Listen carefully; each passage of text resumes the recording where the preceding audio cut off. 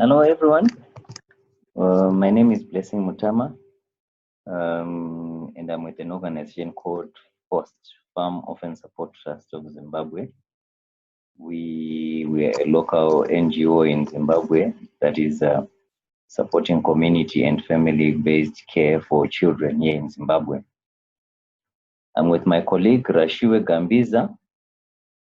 She is going to be part of the panelists who are going to be present to answer any questions that you might be having with regards to the presentation that I'm going to make today. Fost is a member of Family for Every Child, and today I am going to share with you a project that we supported by Family for Every Child to carry out with the children that we are supporting in our programming area called digital storytelling. Maybe just to give you a small background to using digital storytelling with children. Between 2014 and 2017, you find that Family for Every Child, they conducted a digital storytelling project with their members. And basically the reason was we wanted to explore the importance of family through finding out how the children themselves felt about the experiences that they went through as they grew up in their childhood, living within a family or being part of a family. What experience did they go through? What kind of support did those children go through? And how did they feel about the support that they got? It could be from their parents or from the relatives or from the caregivers whom they were staying with during their childhood. You find that this program actually involved 13 countries, and basically these 13 countries, they are members for Family for Every Child who are within those countries. So we had 13 members or 13 organizations participating in this project. Maybe just to explain or to give you a bit of a definition of what we mean when we are talking about digital storytelling. Basically, digital storytelling, they are stories that are narrated using images and sound. So basically, we are putting together or we are developing a story, and that story will use images and sound to narrate what transpired within that storyline. So you find as an organization, we were involved in this project with 10 children who participated in developing their own stories. And from these 10 children, they were able to produce 10 stories or 10 films at the end of the project, which was the product which came out of the process of the training that we did with the children on digital storytelling. So basically, how we went about with the training. The training took 4 weeks. We had 4 weeks with the children.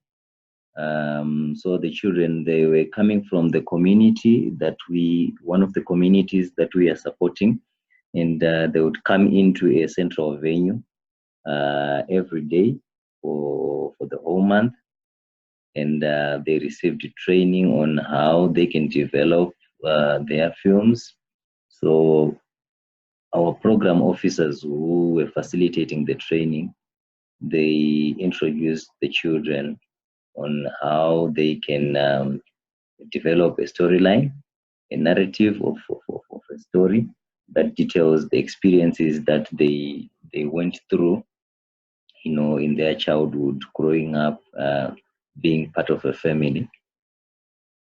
After they'd developed this storyline, basically this is the sound part where the child would be narrating, the experiences that they've gone through. They would then draw some images, and these images they would actually relate to the narrative that they would have given on the experiences that they went through following the storyline. So at the end of it all, they would then link those images to the sound or to the narration that they would have made to come up with a digital story. So we find this was a very interesting process for the children, although it was quite intensive. 4 weeks with the children, it's quite a long time, focusing on one issue. So after we produced these 10 films, we showed them to the children. They were able to see the films that they produced, which really created a lot of excitement, within the children, realizing that they were able to develop a film of their own, which was going to be shared, with the community, a film that was going to influence change within the community in terms of how children should be cared for. Then after sharing the films with the children, we then went on ahead to share the films with the community. And of course, here we considered ethical issues where we had to get consent from the parents of the children. First of all, in terms of the children participating in this project, we had to get consent from the parents themselves and the children themselves. Then after the development of the films again, we had to get consent from the children and the parents so that we're able to share these films widely on the internet, share them with the community. We had to get consent to do that from the parents and the children themselves. So we went ahead to share the films with the community during, of course, we normally conduct what we call community dialogues with caregivers within the community, where we'll be discussing parenting issues. So these films, they came in handy, to create that debate, within the communities on issues around care for children. So we use these communities for advocacy purposes on issues around caring for children. Then the process of developing, these stories had some effect that it had on the children who were developing the stories. The children, they actually shared when we did an evaluation where we consulted the children to find out how they felt about the whole process, how they felt when they were going through the process of creating their own stories. The children, they felt that they were really motivated, through the skills that they learned. It's actually a skill that they learned, producing a film. It's a very good skill that probably one or two of the children can actually follow up and do probably in life. So they felt motivated because at the end of the project, they had a product which they could say, this is what I have developed as an individual. This is my film. They could own the films, and they felt proud that the films are going to influence change within the communities.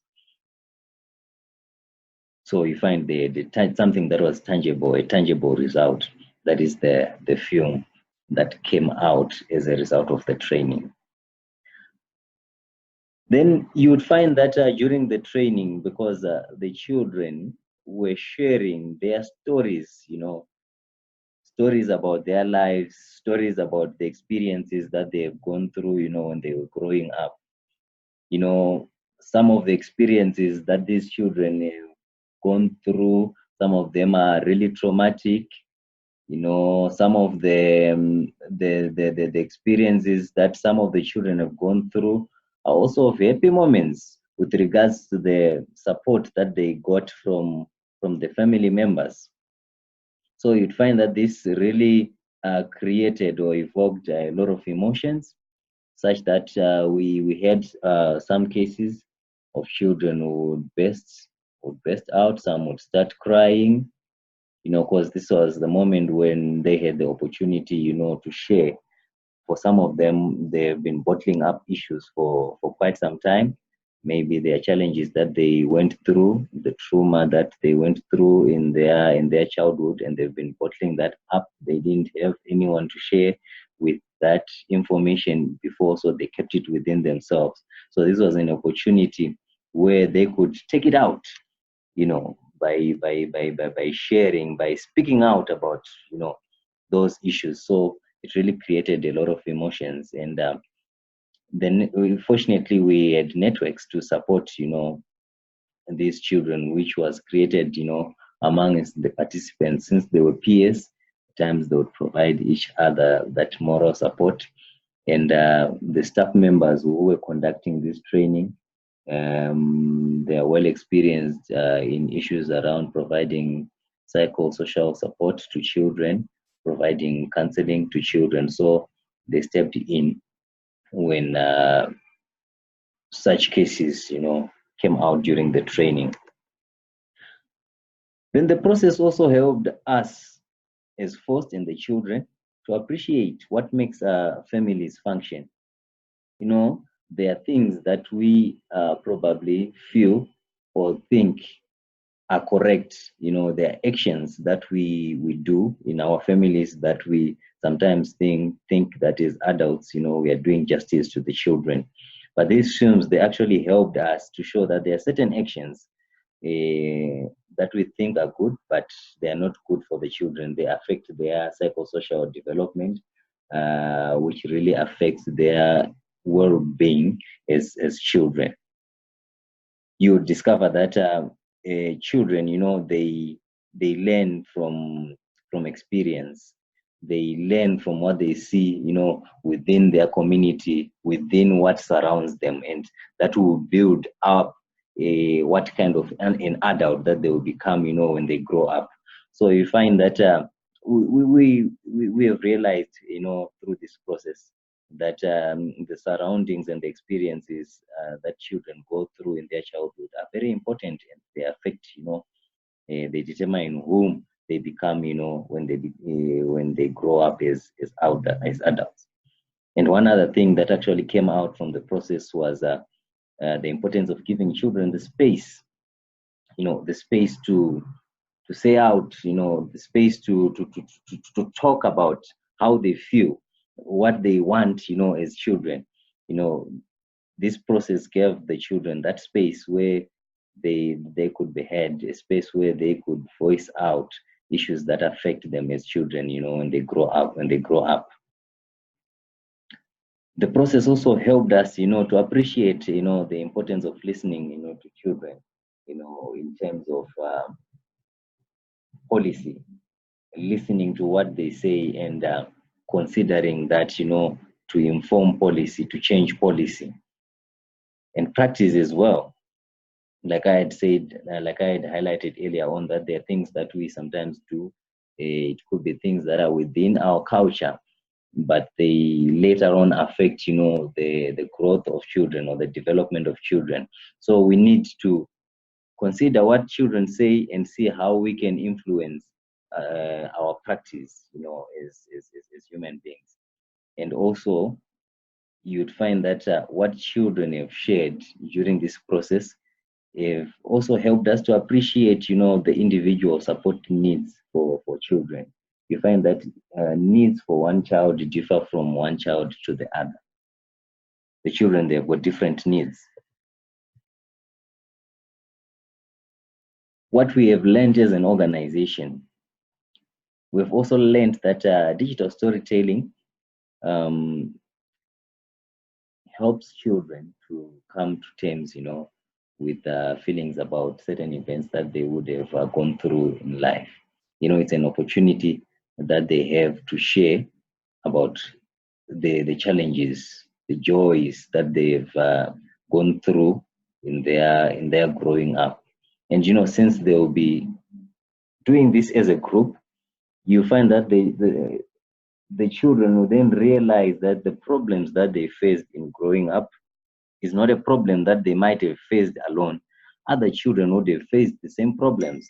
So that would encourage them, and give them the power to move on, with life. Then you'd find that when we shared, like I had told you before, that we shared these stories after the children had developed them. You find that the families were often surprised by the impact certain situations had on children.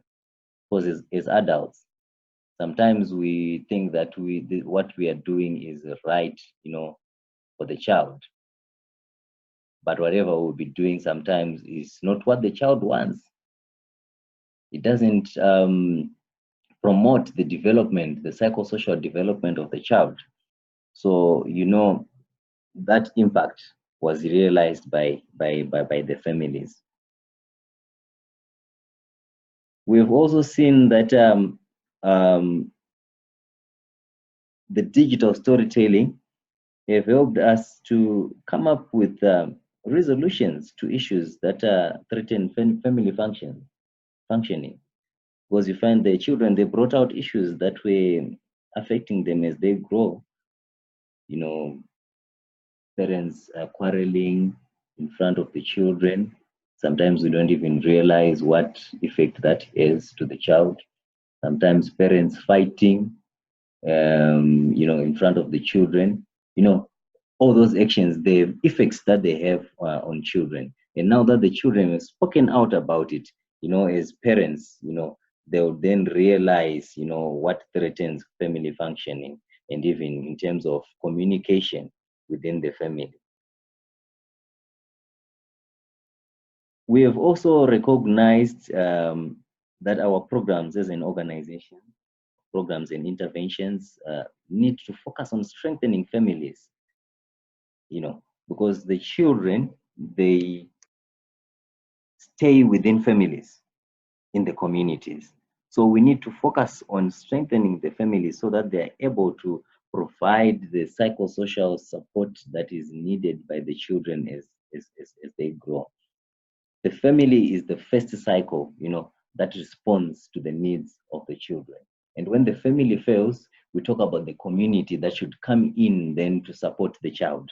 So as an organization, our interventions should focus on the family first and the communities, so that the children will be sustainably supported within their families and within their communities.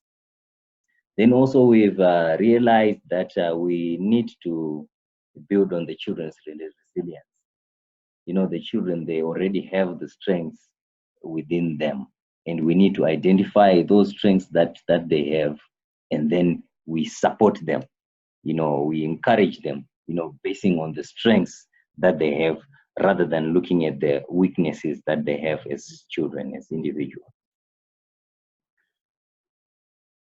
In terms of the costs for this project, the project requires a basic budget, where a small budget, I can say, depending on the number of children that you want to train, where you need digital filmmaking equipment.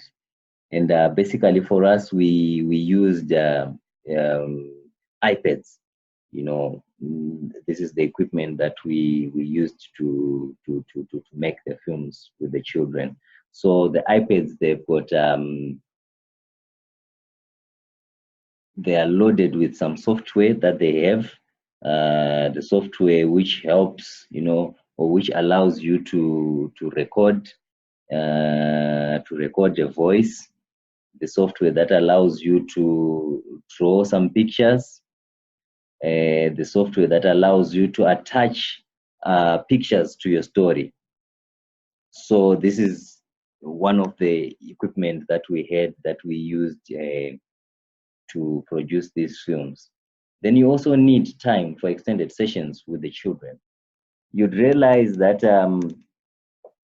this is it's an emotional process, which we have realized really needs a lot of time. Sometimes you'd plan that you're going to spend 1 hour with the children on a certain session, but then you then realize that probably you'd need 2 hours or even more, depending on what will be taking place, within that session. Because this involves, children sharing the experiences that they've gone through. Some children, they might break down and you might need to stop so that you are able to assist those children who would have broken down emotionally. So you really need to plan on having enough time extended towards those sessions with the children. Then, if you really need to manage well your ethical consideration, you are dealing with children and they are sharing sensitive information, sensitive stories of the experiences that they've gone through. As an organization, like I highlighted earlier on, that we had to get um, ethical clearance from the parents in terms of their consent for their children to participate in this project, and we also had to get consent from the children themselves that they want to participate. And even in terms of sharing their films, we had to get consent to do that. DST is a worthy investment, and if managed well, it can be a transformative therapeutic intervention. You find that it allows children, to speak out their voices. If they had issues that they had been bottling up for some time, it's an opportunity for them to share, and have that relief. When you release something that has been with you, something that has been troubling you for a long time, you feel relieved, you feel at ease.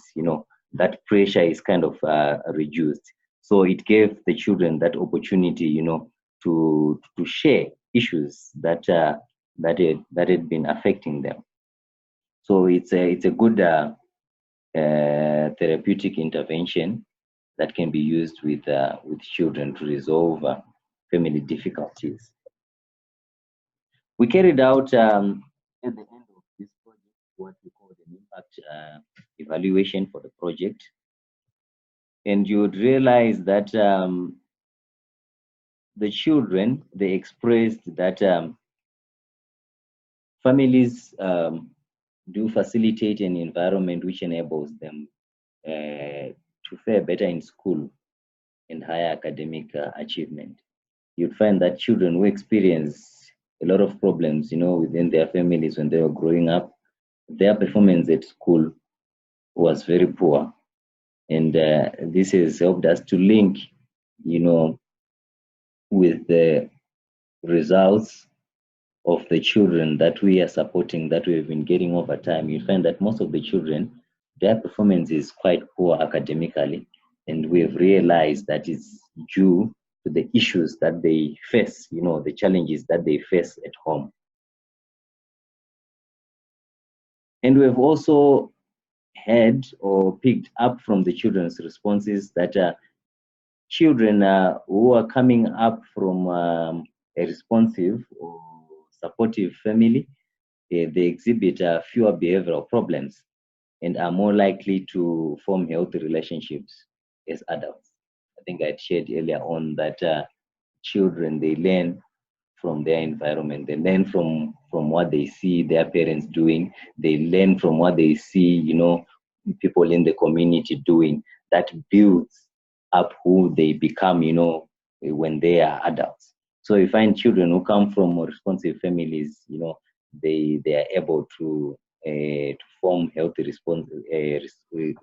relationships when they become adults. Then also the children identified that families contribute and help improve better emotional health and social well-being for children. You find that the families, if they provide support to the child, the support that is needed psychosocially to the child, that would help, in the development of the psychosocial well-being of the child. So families do contribute, in terms of improving the better emotional and social well-being of the children. Then families also make the children feel loved, and you would find that you'd realize from the expressions of the children, those children that got the love from the families, they felt quite confident even when they are among other children. They would exhibit actions that show that they have confidence, and even their self-esteem would be very high because of the support that they'll be getting from their families. Then the films also showed us the importance of having your own parents. The children, they expressed that when you are being looked after by your parent, the kind of love that you get from your own parent is different from the kind of love that you get from someone who's not your biological parent. So we are looking at those children who grow up in extended families. Yes, they do get support, but the support cannot be merged with the support that is given by your biological parent. This is one of the things that they expressed as children. So you'd find is part of the challenges that they expressed. Death of a family members, it really affects the children. Death of a father, death of a sister, when they go through that loss, it creates stress within the children, especially if they are then not properly supported, if there are no support mechanisms within the community or the family. The children, they become stressed. Even the adults themselves, they also become stressed because this is loss. Every human being, when they experience loss, if not supported, they will be stressed. So the children have expressed that death of a family member leads to stress for both the children and the adults. Then divorce also causes stress within the household. You find that before divorce, usually there are certain actions or certain things that would happen in the family, because maybe some people, the parents, they would have been disagreeing on certain issues, and through the process maybe of fighting, up until divorce, children might experience trauma, and this can cause stress.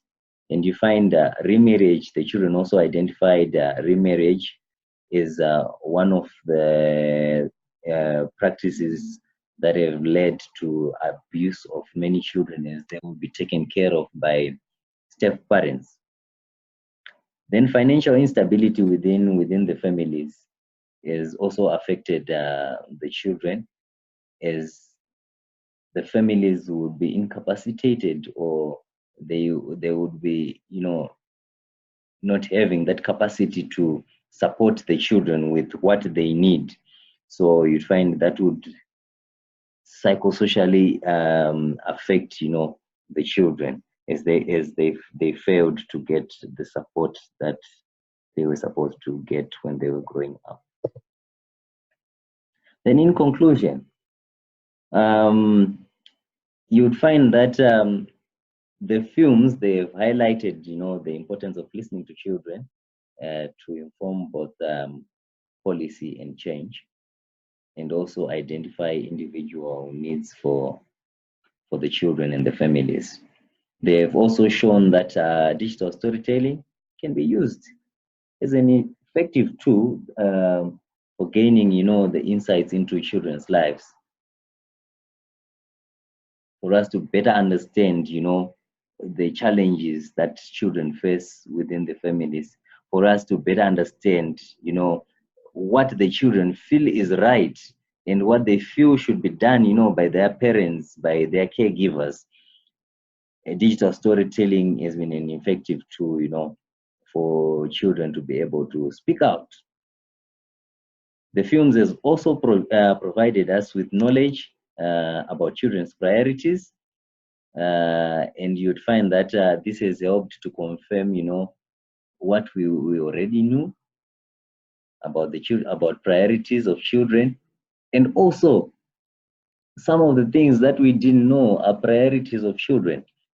We were able to, to expose these priorities through the digital storytelling, and you'd find that this would then help us as an organization or as organizations within our countries uh, to support our arguments that can be used, in advocacy and communication around care issues. Then you'd find that the films have also helped us, to realize the resilience that is within the children. The children, they've got strength.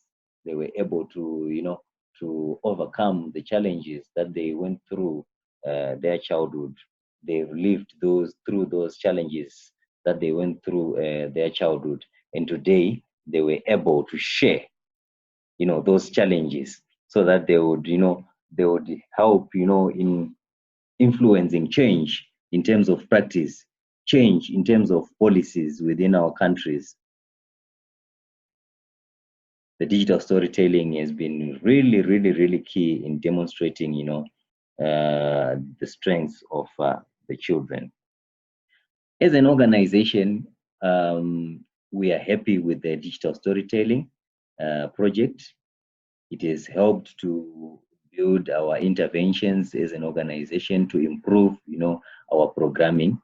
And it's a project that we feel can be replicated, within other contexts, within other countries, so that children's voices can be heard. Children's voices can be used as a tool of advocacy. Children's voices can be used to change practice and policies uh, around issues to do with care for children within the communities. I'd like to thank you very much for your time. Thank you very much for listening to me. If you have any questions, please do feel free to join us on Thursday, the 25th, where we'll be having a live question and answer panel discussion. I myself will be one of the panelists who will be available together with Rashiwe. Will be available to answer. If you have any questions that you want us to answer, please feel free to ask us during the live question and answer panel discussion. Or you can email us on info@familyforeverychild.org, and we'll respond to your questions. Thank you very much for listening. Enjoy your day.